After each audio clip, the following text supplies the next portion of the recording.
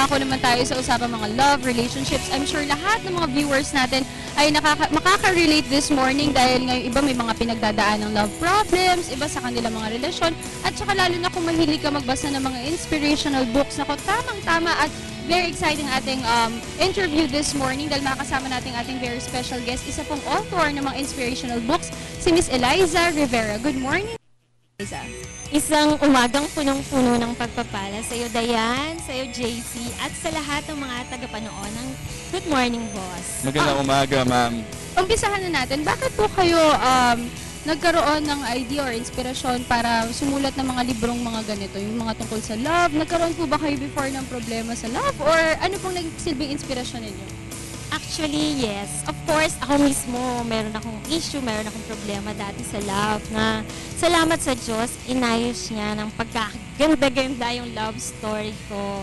Pero isa pang naging inspirasyon ng pagsusulat ko ng libro ay napansin ko for the past few years, marami akong mga kakilala, kaibigan, pati mga kasambahay na lumalapit sa akin at dumadaing, nagrereklamo, nagsasabi ng problema, suliranin, at humihingi ng payo at saka humihingi ng dasal para malusutan nila yung mga problema. So, naging inspirasyon ko yun para makatulong sa mas nakararami. Sumulat ako ng libro na issues sa relasyon. Ito ang solusyon. Usually, ano po ba yung pinaka-main na mga problems na nai-encounter nyo when it comes to mga relationships and love? Kadalasan, yung mga mag-asawa. Siyempre, madalas meron silang hindi pinagkakaroon, may gulo sa relationship, may mga nagsumpaan na magsasama sa hirap at ginhawa. Sa una, talagang in love, intense ang love. Pero bigyan mo lang ng mga ilang buwan or ilang taon na magkasama, magkaroon lang ng konting pagkakatampuhan or pag-aaway, gusto na maghiwalay. Gusto na umuwi sa kanilang mga bahay. Sabi nga nila, pag nag-asawa daw, hindi naman ito bed of roses. Talagang mahirap. Yes, hindi parang kaning isusubo na iliwa kung mapaso, yes. Diba? Talagang dapat sana ang design ng Diyos niyan ay panghabang buhay. So, Eliza, usually yung pinagmumulan ng mga problema ay ito ba yung masyado nang nagsasawa sa relasyon o masyado nang nasasanay, parang routine na lahat? Kasi madalas yun yung reklamo ng mga mag-aasawa, di ba? Hindi na exciting. Well, isa yan. Kasi yung mga babae, madalas nagre-reklamo sila. Bakit nung nililigawan sila nung asawa nila? Ay, parang prinsesa, parang reyna ang trato sa kanila. Halos sambahin sila, halos ialay na ang buong mundo sa kanila. Lahat ng pwedeng ibigay.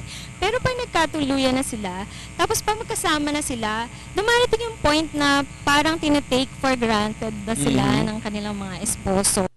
Mga babae, alam mo naman, by nature, maramdamin, matampuhin. So, big deal sa kanila palagi yan.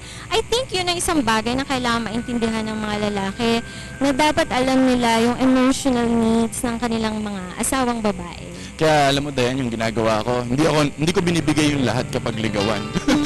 Para alam na niya. Baka naman best foot forward ka kasi. Hindi nga eh. Yung, papakita mo na agad, no? Kung ano yung maaaring maging mangyari, no? Kapag naging relasyon, kapag nagkaroon ng relasyon. Nagiging mysterious ka.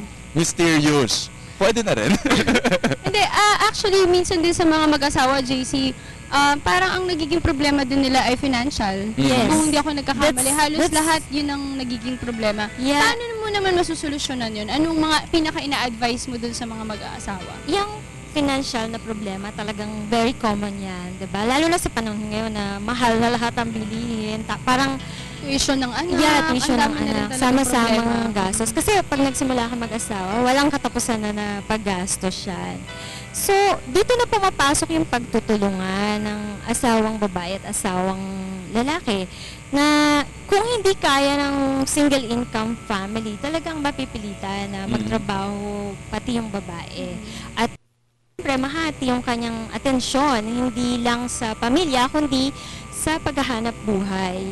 Na minsan nagiging cost niyo ng away kasi hahanapin naman ng husband yung atensyon at time na dapat binibigay ng wife sa husband at sa mga anak na hindi din naman kayang ibigay lahat ng babae kung nagtatrabaho siya. Kasi most of the time, nasa opisina siya, di ba? Para kumita rin ng pera. Actually, Eliza, JC. talking about dito sa mga trabaho no, ng mag-asawa, yung usual kasi traditional, parang dapat lalaki yung nagtatrabaho, tapos babae yung nag-aalaga ng anak. Paano kapag nangyari nga yung sitwasyon na kailangan magtrabaho na rin ng babae? Tingin mo ba dapat ay nag-share din yung lalaki sa pag-aalaga rin ng mga anak? At para kung sakali, parehas na sila ng ginagawa no? At pantay na yung responsibilidad nila. Sa aking personal na pananaw ay yes. Mhm. Kasi ito hindi sa pagmamayabang pero na-experience ko kung gaano kalaking bagay yung tulong sa iyo ng husband mo sa pagpapalaki ng mga anak. Natutuwa ako na ang husband ko ay sobrang supportive Mhm. since the time I gave birth to my first son hanggang sa second son. Talagang lahat ng available niya ay binibigay niya para tulungan ako mag-alaga dun sa anak ko. Pagdating niya sa opisina, yung anak ko agad aasikasuhin niya. Tumutulong siya sa diaper Was there ever change. a time na nagkaroon din kayo ng financial problem na kailangan nyo, mag-work na rin ako, or maayos naman yung relationship? Salamat sa Diyos. Medyo sa departamentong financial, maayos yung sitwasyon namin. Ang kailangan ko na lang gawin ay talagang mag-concentrate sa pagiging mabuting asawa at magbuting ina sa aking mga anak. Dahil pagdating sa financial, okay na okay kami. From usapang mag-asawa, pumunta naman tayo, JC, para naman makarelate yung mga teenagers dyan. Ano naman yung common problem ng mga nagsa-start pa lang na boyfriend-girlfriend o yung tinatawag na puppy love, yung mga nasa age na 14 pataas? Ayun, ang karaniwang nagiging problema, akala nila kapag na-in love sila, Yun na. Mhm. Akala nila at 14, yung tinitubok ng puso nila ay forever na. So, gumagawa sila ng mga bagay na maaari nilang pagsisihan pagdating ng panahon. Diyan na pumapasok yung nagkakaroon ng premarital sex, nagkakaroon ng unwanted pregnancy.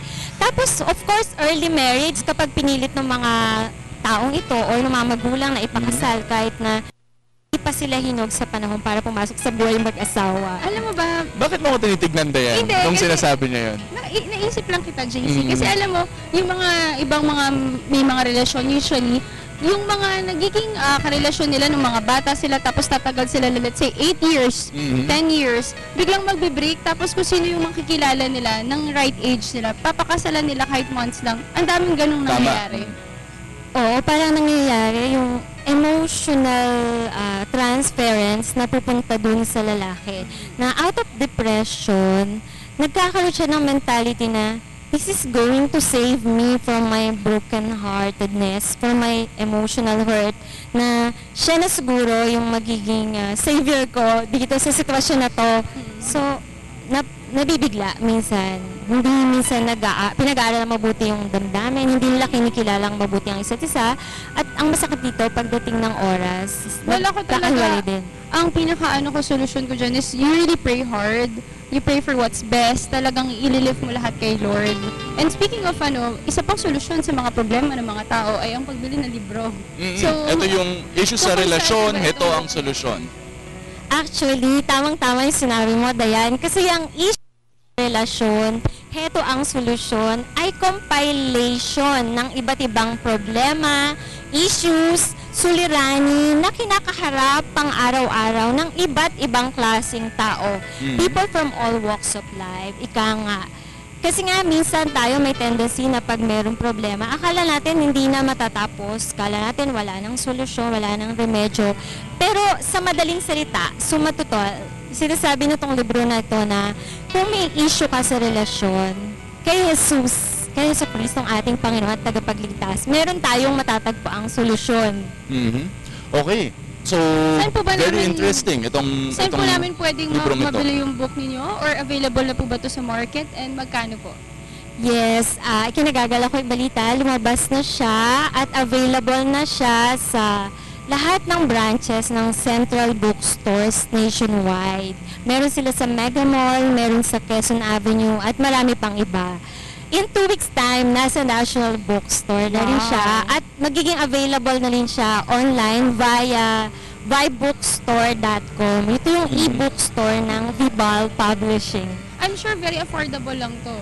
Lalo Yes. na dun sa mga talagang may problema Ngayon, JC, tamang-tama at bumili na sila ng librong ito para na makukuha nila sa Central Bookstores and of course in 2 weeks time sa National So, Bookstores. bibili ka na ba niyan, Dayan? Bibigay na to sa akin. Ibibigay na ko yan sa'yo. sa inyo, Nako, diba? salamat. Actually, Eliza. murang-mura lang talaga siya. 199 pesos lang para talagang affordable sa kahit kanino. At saka maganda dito dahil in Tagalog. So lahat talaga ay makakaintindi at talagang maiintindihan nilang mabuti lalo na yung mga problema nila. So do you have any advices or message po sa mga viewers natin and invite nyo na rin po sila para bilhin yung book nyo?